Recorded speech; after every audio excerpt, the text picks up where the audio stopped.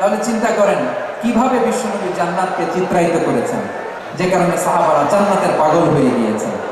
আমরা যদি দেখি the way the prophet Muhammad portrait জান্নাত, কিভাবে তিনি পোর্ট্রে করেছেন জান্নাতের যে সৌন্দর্য, কিভাবে তিনি সাহাবাদের সামনে তুলে ধরেছেন। বিশ্বনবী আল্লাহর কোরআন থেকে আমাদেরকে জানান, আল্লাহর জান্নাতের সুসংবাদ দানকারী করে যে আল্লাহ আমাকে পাঠালেন, তোমরা কি জানো আল্লাহর জান্নাত কত সুন্দর? কোরআন থেকে বিশ্বনবী আমাদেরকে জানান, ফালা তা'লামু নাফসুম মা উখফিয়া লাহুম মিন কুররাতি আ'য়ুন জাযাআন বিমা কানু ইয়া'মালুন। মানুষের কর্মের প্রতিফল হিসেবে কত চমৎকার জান্নাত রব্বুল আলামিন নাজ নেয়ামত দিয়ে পরিপূর্ণ করে আমাদের জন্য প্রস্তুত করে রেখেছেন। পৃথিবীর কোনো মানুষ সেটা জানে না। পড়েন সুবহানাল্লাহ। এটা যে কত সুন্দর, আমাদের আমলের প্রতিদান হিসেবে কত চমৎকার, fantastic, eye catching, fabulous paradise তিনি আমাদের জন্য রেডি করে রেখেছেন। এটা কেউ জানেই না, কল্পনাতেও আনতে পারে না। সুবহানাল্লাহ পড়েন। আবার হাদিসে কুদসিতে বিশ্বনবী ফরমান, রব্বুল আলামিন বলেন, আ'দাতু লিইবাদিয়াস সালিহিন মা লা আইনুন রাআত ওয়ালা উযুনুন সামিআত ওয়ালা খাতারা আলা কলবি বাশার। আল্লাহ বলেন, আমার নেককার বান্দাদের জন্য এমন চমৎকার জান্নাত আমি রেডি করে রেখেছি, মা লা আইনুন রাআত, কোন চোখ সে জান্নাতকে দেখে নাই, ওয়ালা উযুনুন সামিআত, কোন কর্ণকুহর সেই জান্নাতের আওয়াজ শুনে নাই, ওয়ালা খাতারা আলা কলবি বাশার, মানুষ কল্পনাতেও জান্নাতের ছবি আঁকতে পারে না। কল্পনাতেও ছবি আঁকতে পারে না। পৃথিবীর যত বিখ্যাত বিখ্যাত ডিজাইনাররা আছে সবাইকে একসাথে বসিয়ে যদি আমরা বলি জান্নাতে যে চেয়ারের মধ্যে আমরা বলবো এই চেয়ারের একটা ডিজাইন করেন, তো কোটি কোটি ডিজাইনকে একসাথে করা হলো জান্নাতের একটা চেয়ারের ডিজাইন হবে? প্রিয় সিলেট, আওয়াজ করে বলো, জান্নাতের একটা চেয়ারের ডিজাইন তারা করতে পারবে? কেমন জান্নাতে আমরা যাব? বিশ্বনবী কিভাবে জান্নাতকে আমাদের সামনে চিত্রায়িত করেছেন, পোর্ট্রেট করেছেন। তিনি বলেছেন, জান্নাতীরা যখন জান্নাতে ঢুকবে, ফেরেশতারা জান্নাতীদেরকে বলবে, ওয়া ইন্না লাকুম আন তাসিহু ফালা তাসকামু আবাদা। ও জান্নাতীরা, তোমরা আজীবন সুস্থ থাকবা, কোনোদিন অসুস্থ হবে না। সুবহানাল্লাহ বলেন। আচ্ছা, আজকের এই মাহফিলে যারা এসেছেন কোনোদিন অসুস্থ হন না, এরকম কে কে আছে? হাত তুলে তো দেখি।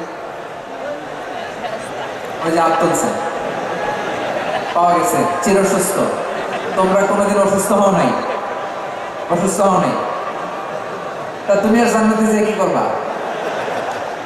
তুমি তো জান্নাতেই আছো। তাই ফেরেশতারা বলবে, ওয়া ইন্না লাকুম আন তাসিহু ফালা তাসকামু আবাদা। এটা এমন জান্নাত, চিরকাল সুস্থ থাকবা, কোনোদিন অসুস্থ হবে না। সুবহানাল্লাহ বলেন। ওয়া ইন্না লাকুম আন তাহইয়াউ ফালা তামুতু আবাদা। তোমরা অমর হবা, মৃত্যু তোমাদের স্পর্শ করবে না। সুবহানাল্লাহ। অমর হওয়ার জন্য আমরা কত কিছু করি। জান্নাতে গেলে অমর হওয়া যাবে, ঠিক কিনা বলেন?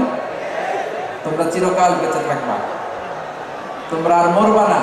ওয়া ইন্না লাকুম আন তাশিবু ফালা তাহরামু আবাদা। তোমরা চির যুবক থাকবা, আর বার্ধক্য তোমাদের স্পর্শ করবে না। সুবহানাল্লাহ বলেন। এই দুনিয়ার সুখ আনন্দকে নষ্ট করে দেয় বার্ধক্য। মানুষ বুড়ো হতে চায় না। দেখবেন যে দাড়ি যার একটু ফাটা হয়ে গেছে, কত ভাবে ওইটাকে একটু লুকিয়ে রাখার ট্রাই করে, আছে না নাই? হ্যাঁ, এটাতে কলম দেয়, এটাতে কেউ মেহেদি দেয়, এটাতে কেউ কেটে কুটে। এই যে আমার তো পাকতেছে এদিকে, এ তো আজ থেকে 5 বছর আগেও তো কিছু দাড়ি চলছিল। রং ধরা যৌবন, জং ধরে সে, এই তো জীবন। This is the circle of life. এটাই লাইফ। এই যে পাকতেছে এইখানে পাকতেছে, দিস ইজ লাইফ। তো মানুষ বুড়ো হতে চায় না। এখন দেখবেন যে অনেক শ্যাম্পু বেরিয়েছে, শ্যাম্পু, অ্যান্টি এজিং শ্যাম্পু। কি এজিং? Anti ageing. ক্রিম বের হয়েছে, ক্রিম, অ্যান্টি এজিং ক্রিম। এটা বলে অ্যাট্রাকশন লাগায়, যেটা মাখলে মানুষ আর বুড়ো হয় না। এই শ্যাম্পু দিলে মানুষ আর বুড়ো হয় না। ভারতের একজন ধনকুবের আছে, নাম শুনেছেন না? মুকেশ আম্বানি। ওনার স্ত্রী নীতা আম্বানি, আমি একটা নিউজে দেখলাম যে তিনি গোল্ড ওয়াটার খেয়েছেন। এক বোতল গোল্ড ওয়াটারের দাম মোস্ট লাইকলি $60,000 $60,000 এক বোতল গোল্ড ওয়াটার। কেন? এটা খেলে বার্ধক্যের ছাপ নাকি চেহারায় লাগে না। কিন্তু মানুষ যতই বয়স ধরে রাখতে চায় এই দুনিয়ার জামিনে, সে কি তার বয়স লুকাতে পারে? আমার কলিজা টুকরা সিলেট, আওয়াজ করে বলেন, এই দুনিয়ার জীবনে বয়সকে ধরে রাখা যাবে? আপনি অমর হবেন জান্নাতে, চির সুস্থ হবেন জান্নাতে। আপনি যদি চির যৌবন থাকতে চান, চির যুবক, এটা পাবেন জান্নাতে। সুবহানাল্লাহ বলেন। ওই জান্নাতে আপনি যেতে চান তো? চান? এভাবে বিশ্বনবী উম্মতের সামনে জান্নাতকে চিত্রায়িত করেছেন, পোর্ট্রে করেছেন। এজন্য বিশ্বনবীর বৈশিষ্ট্য দিয়েছেন আল্লাহ তাআলা মুবাশশিরাম বিল জান্নাহ। নবী হে, আপনি জান্নাতের সুসংবাদদাতা। আওয়াজ করে পড়তে হবে আল্লাহু আকবার। এজন্য আল্লাহ বলেন, ইয়া আইয়ুহান নাবিয়্যু ইন্না আরসালনাকা শাহিদা। ও নবী, আপনারে আমি সাক্ষ্যদাতা করে পাঠালাম, সাক্ষ্যদাতা করে পাঠালাম। মুবাশশিরা, শাহিদা ওয়া মুবাশশিরা, আপনারে আমি জান্নাতের সুসংবাদদাতা করে পাঠালাম। 3 নম্বরে হলো নাযীরা, আপনাকে আমি জাহান্নামের সতর্ককারী রূপে প্রেরণ করলাম। বলেন সুবহানাল্লাহ। আমার প্রিয় বন্ধুরা, বলেন তো, আল্লাহ বিশ্বনবী কয়টা বৈশিষ্ট্যের কথা এখানে উল্লেখ করেছেন? এই মাশাআল্লাহ, আওয়াজ করে বলতে হবে কয়টা?